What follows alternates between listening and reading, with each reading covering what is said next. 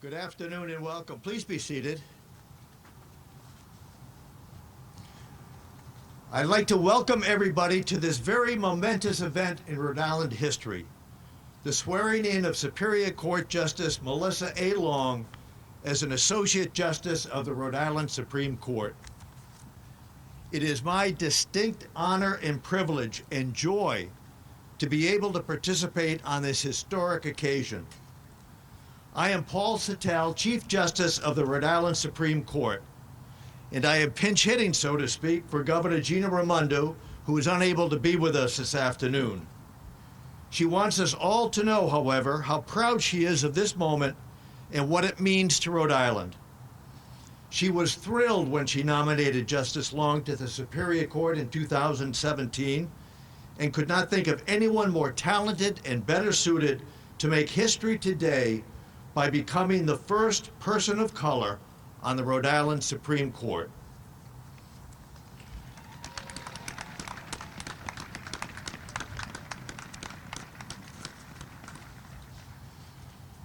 When the history of this era is written 50 or 100 years from now, Governor Raimondo will, without question, be known first and foremost for her handling of the COVID-19 pandemic.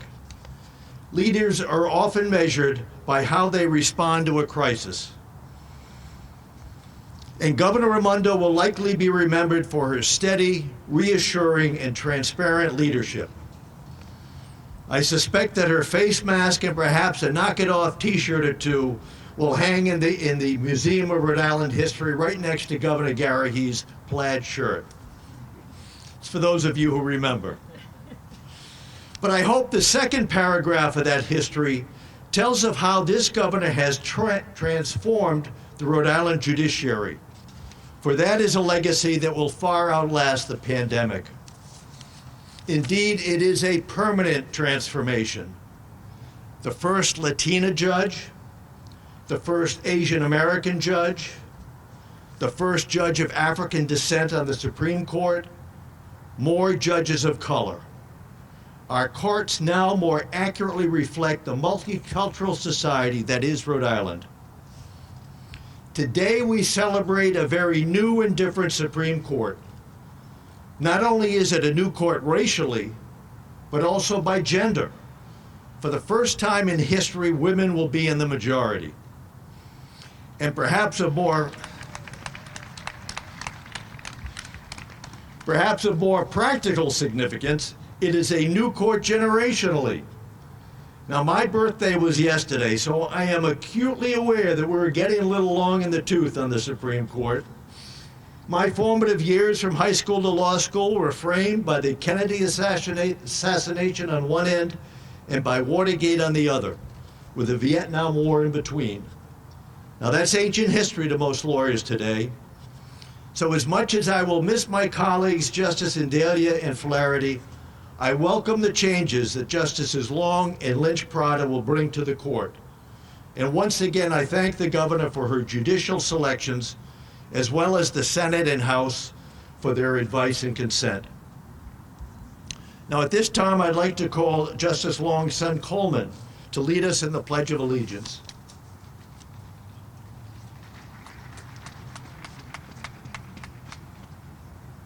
All right. Should I take my mask off?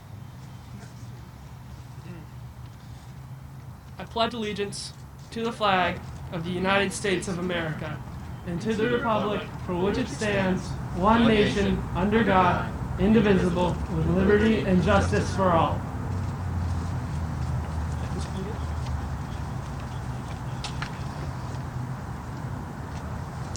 Haley, you want to?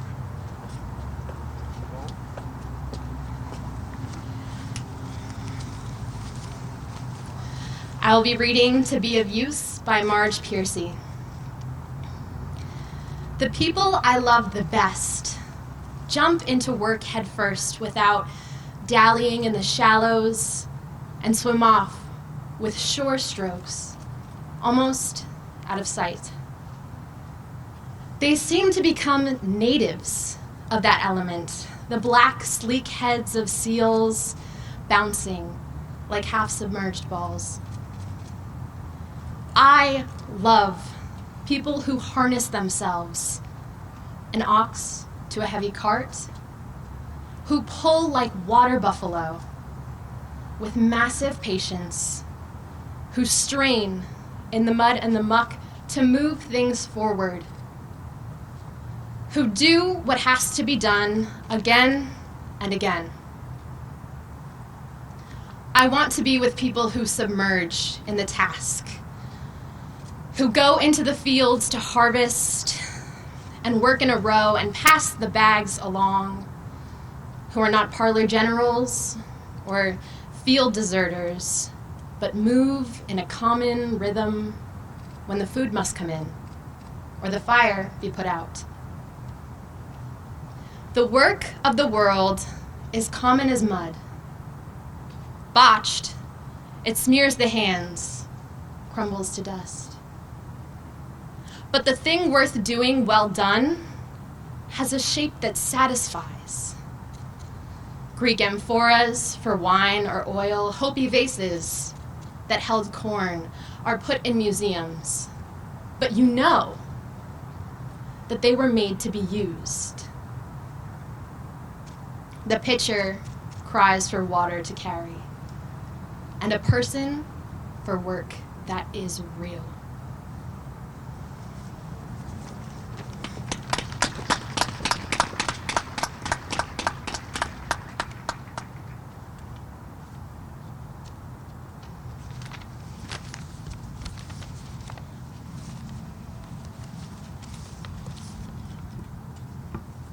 Good afternoon, all, and welcome. My name is Noah Long, and I have the absolute honor and privilege to be able to read an op-ed published by Senator Metz entitled "A Step Forward for Rhode Island Bench." When Martin Luther King Jr. gave his famous address on the steps of the Lincoln Memorial, he memorably said, "I have a dream that one day this nation will rise up and live out the true meaning of its creed. We hold these truths to be self-evident, that all men are created equal." That creed, enumerated in the Declaration of Independence, was more than just a statement of beliefs. It was a promise to the people of the United States of America. And it's taken an awfully long time to fulfill that promise. Racism has had a stranglehold on this country from colonial times. It's woven into the very fabric of our republic. It's been so violent and pervasive that it's the reason for lynchings, beatings, and murder. It was even the catalyst for America's bloodiest war. But once in a while, we take a baby step forward, and when that happens, it's cause for rejoicing. The step forward that I have the honor to witness is the appointment of Melissa Long to the Rhode Island Supreme Court, the first person of African descent to serve on that august body.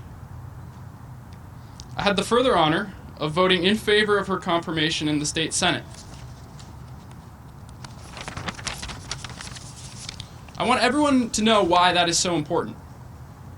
It's because the highest court in the state will have someone with a shared experience with a good portion of the citizens of this state, who fully comprehends the plight of minorities in more than just an abstract way. For too long, people of color were expected to participate civically in the workings of this democracy without having the slightest say in its laws or policy making. Granted, a handful of people of color, such as myself, now serve in the General Assembly, and we have a say in how the laws are made, but now we have someone on the Supreme Court who will have a say in how those laws are interpreted. For people of color, that means so much. It cannot be overstated. From the beginning, we followed its laws and fought in its wars. We've lived, labored, loved, and died while being relegated to subservient status in society. We've been virtually ignored by the authorities and pushed into segregated slums where we were barely afforded the necessities of life. Unless you've lived through that, unless your ancestors have had to endure those hardships, you can never truly understand it. Anything that approaches it is just a metaphor. That's why we rejoice with and for Judge Long. And the people of Rhode Island should rejoice too, because she brings a world of experience and legal talent to the High Court that will be a great and ongoing benefit to the judicial system of this state. And it's not just Judge Long.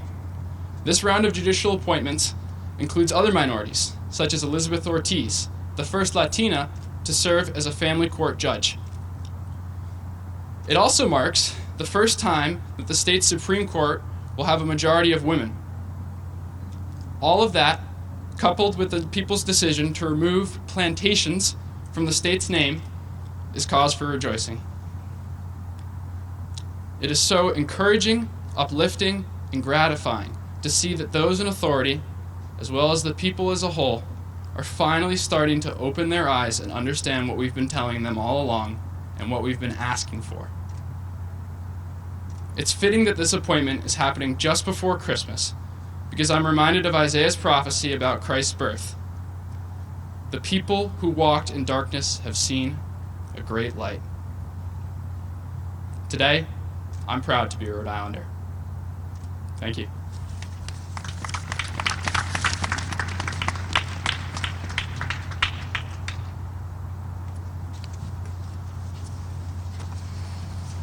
Thank you, Coleman, Haley, and Noah. Melissa Long will be a great addition to the Supreme Court for many reasons. A graduate of the University of Virginia and the George Mason School of Law, she has a distinguished career in public service, most recently in the Secretary of State's office, before she was appointed in 2017 to the Rhode Island Superior Court, where she has presided over some of its busiest and most difficult calendars. I have had occasion to work with Justice Long, and I know just how thoughtful and capable she is. In the wake of the killings of George Floyd, Breonna Taylor, and Ahmaud Arbery, the Rhode Island Supreme Court issued a letter to all members of the bench and bar, reaffirming our commitment to equal justice under the law. Equal justice, however, is a two-way street. It demands that our courts administer justice fairly and impartially, and it is also dependent upon the trust and confidence that persons in all segments of society have in our courts. To that end, I propose the creation of a committee to address issues of racial fairness in the courts. My first call was to retired Superior Court Justice Edward Clifton, a former chair of the National Consortium on Racial and Ethnic Fairness in the Courts. Justice Clifton said he would be happy to meet, but he wanted to include Melissa Long, because she and a handful of other judges had already formed an ad hoc group to address those very issues. So out of that meeting, we formed a committee with Melissa as chair, and it is now off and running in what has to be the most dedicated and energetic committee that I've ever been involved with. And I am sure that Melissa will bring that sense of dedication and energy to the Supreme Court.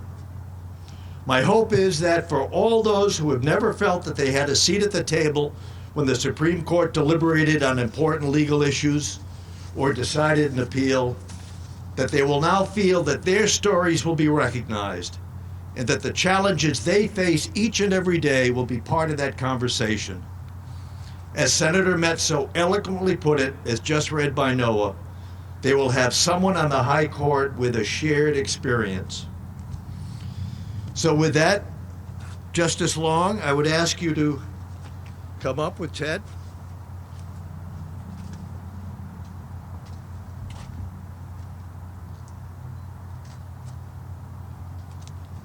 If you would place your left hand on the Bible, raise your right.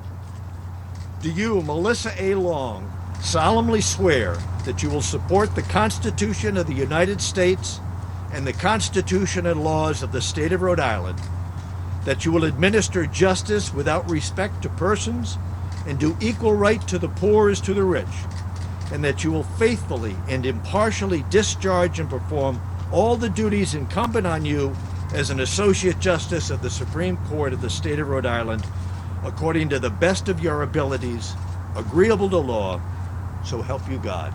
I do. Congratulations.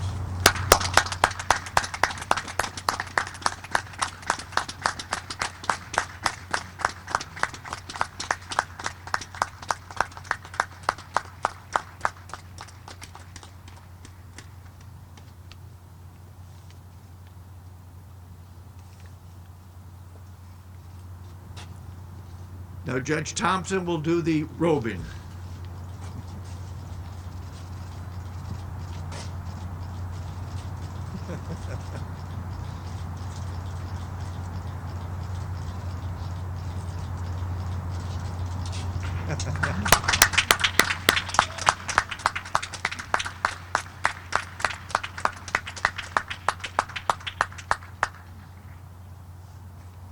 Ladies and gentlemen, Supreme Court Associate Justice Melissa A. Long.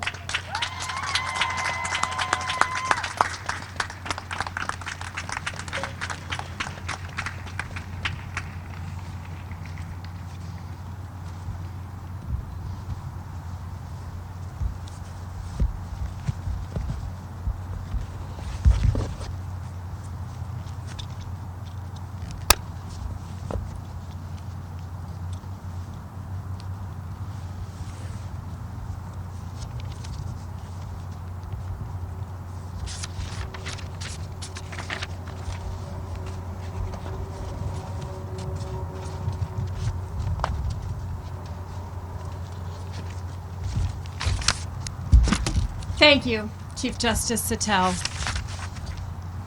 Good afternoon. Given that we are outside on this cold January day, one of so many improvised plans forced by the COVID pandemic, I'm going to give an abbreviated version of the words and ideas I want to share today. My full remarks can be found on the Rhode Island Court's website. Over the course of the last year, I have thought quite a bit about the power of believing.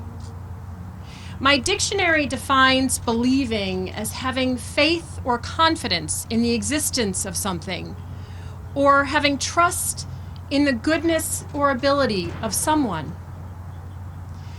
In my heart and in my lived experience, I know that those definitions just scratch the surface. The power of believing is something more, something tangible, with tangible benefits. It gives strength and courage. Believing can be transformative. As I stand here today, I want to start by thanking the many people who have believed in me. I thank Governor Raimondo for trusting in my ability and nominating me to serve Rhode Island on the Supreme Court. During the interview process, she told me that she has always admired my ability to stand my ground and acknowledged my dedication to public service. I appreciate that she valued those qualities as she made this appointment.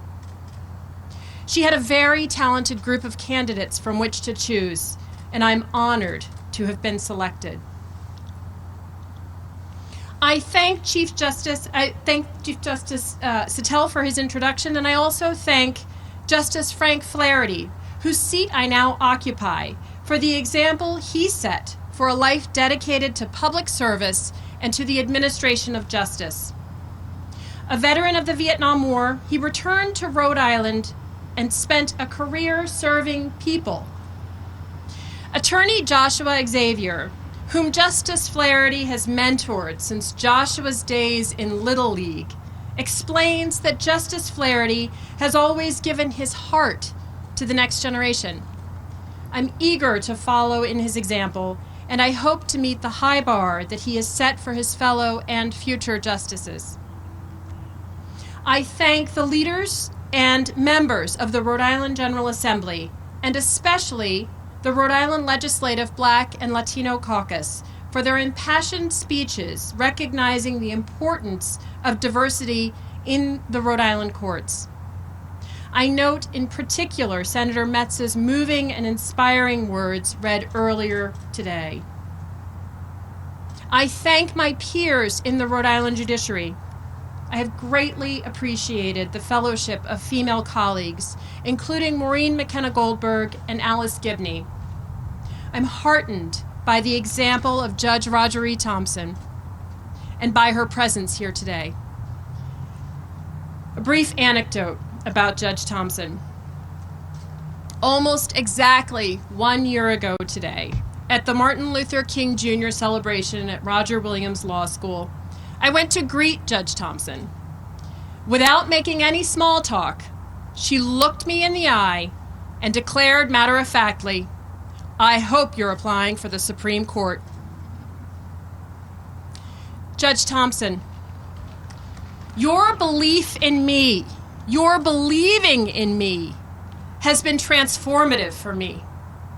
And today, it has also been transformative for our courts.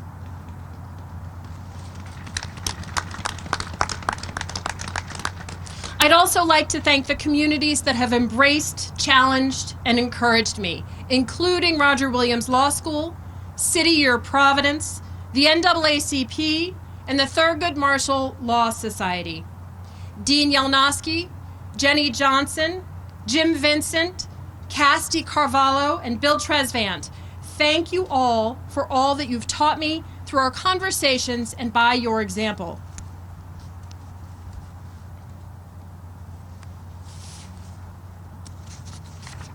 Over the course of my career, I have spoken to many students and young lawyers about the importance of finding good mentors.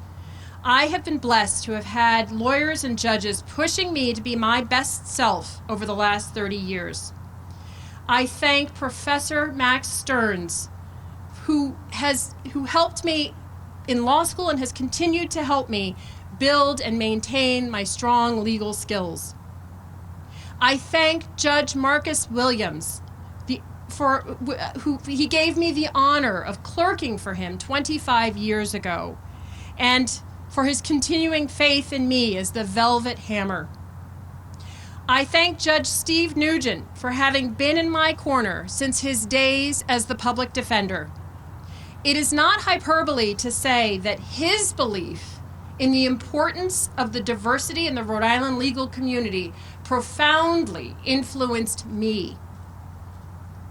Each of these mentors has inspired me to strive to be a powerful role model for those coming up behind me. Oyandamala Adegboro and Simone Tubman, I try to be for you what these mentors have been for me. But please know and understand that your belief in me has also given me strength and courage. I also express my heartfelt thanks to several outstanding servant leaders that I've had the great privilege to learn from over the past several months. Chief Justice Suttell, your commitment to identifying, understanding, mitigating, and rectifying any and all vestiges of racism, inequality, and disparate treatment in our legal system is exceptional, and it will be a lasting legacy. Judge Clifton, your leadership of the National Consortium on Racial and Ethnic Fairness in the Courts and your ongoing contributions to Rhode Island's committee are more valuable than I can express. I'm honored and grateful to work with you, Judge Matos, Judge Dubose, Judge Smith, and all of the dedicated members of our committee to enhance the public's confidence in our legal system. There are not adequate words to thank my family for their love and for their belief in me. I am forever grateful to my parents for raising me with a strong belief in the idea of America. Today would have been my late mother's 77th birthday. She and my father served this country honorably, and their faith in America's institutions, including its judicial system, was unshakable. That is vitally important because, as we've seen very recently, not believing can also be transformative. We, the people, must have faith in our institutions. We must believe that judges administer justice fairly and impartially and driven by the law and facts applicable in each case. As the Rhode Island Code of Judicial Conduct reminds us, An independent, fair, and impartial judiciary is indispensable to the system, our system of justice. We judges play a critical role in our constitutional democracy. We believe in justice and preserving the rule of law, and that belief has tangible benefits. We know that our decisions have enormous impacts on individual lives and can be transformative. The arc of the moral universe is long, but it does indeed bend towards justice. Judges paved the way for me to be here today. The schools my father attended as a little boy were desegregated after Brown versus Board of Education. The Loving versus Virginia decision decriminalized my parents' interracial marriage and allowed them to live and raise a family without fear of arrest. I've just taken a solemn oath to administer justice without respect to persons and to do equal right to the poor and to the rich. I will uphold that oath every day. I will bring my analytical skills, unique perspective, and good judgment to the challenges that come before me.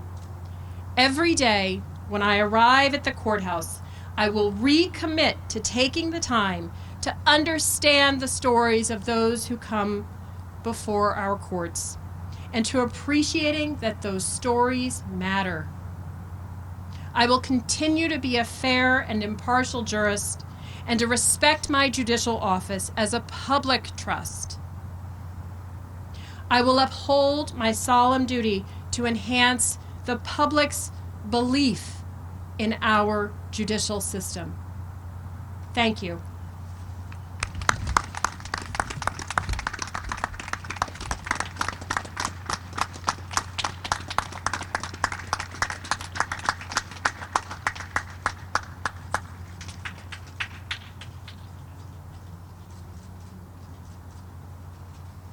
And that concludes our ceremony. Thank you.